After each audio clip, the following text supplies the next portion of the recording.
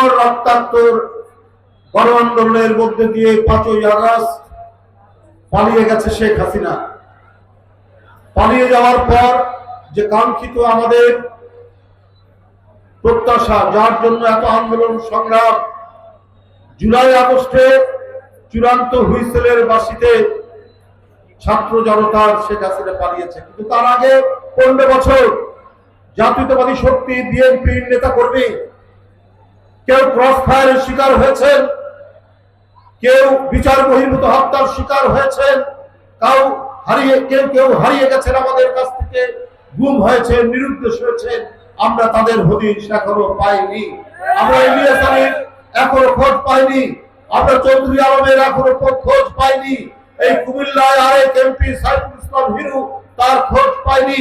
অসংখ্য বিএনপি নেতা, অসংখ্য যুবদল নেতা, অসংখ্য ছাত্রদল নেতা তার মায়ের কোল থেকে, তার স্ত্রীর কাছ থেকে রাত্রের অন্ধকারে র্যাব পুলিশ তুলে নিয়ে গিয়ে কোথায় ফেলে রেখেছে, কোথায় অদৃশ্য করেছে, তার কোনো ইয়াত্তা নাই। বন্ধুরা আমার, এই বিএনপি গণতন্ত্রের জন্য তার কণ্ঠের উচ্চারণ সে থামায়নি।